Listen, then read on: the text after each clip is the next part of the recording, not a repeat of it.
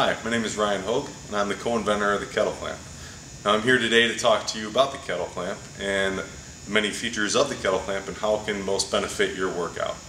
Now, what we had in mind when developing the KettleClamp was to ultimately develop a tool that could be used to convert any dumbbell into a kettlebell.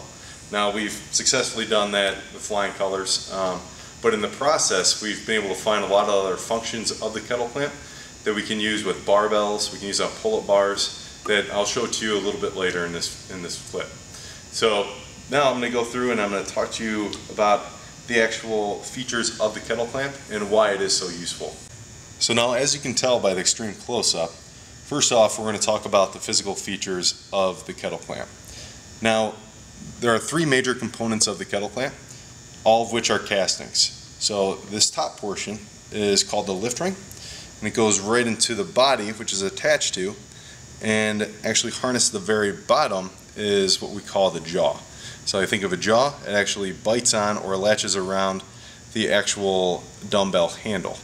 So all three castings are anodized, and so the color you see is not paint, it's actually a process that changes the molecular structure of the outer surface of the casting, making it harder, stronger, and more durable, and the color won't flake or chip like powder coating.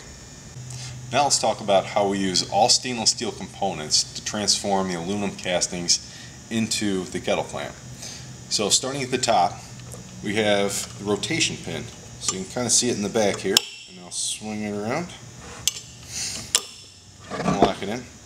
And so, as you can see, by just pulling up on this and rotating the handle, it allows me to rotate the lift ring 90 degrees, which will be very helpful going from, let's just say, a kettlebell swing to a sumo deadlift high pull.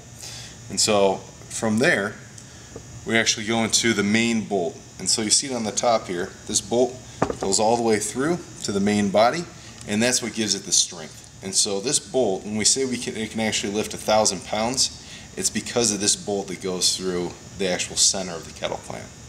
So now what actually holds the KettleClamp together and allows you to attach it onto a dumbbell is starting with this lock collar. And so this lock collar acts as a vise. And so once I unlock it, it allows me to twist it. It gives the T-bar at the bottom some space to move. Go back and spit in place. And there we go. That's locked in.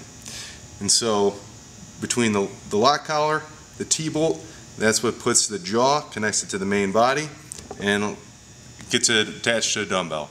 And finally, be sure to use the locking pin on the side here, and that'll make sure that once you have it locked in position, you can't move this wheel, and you're tight and you're ready to go.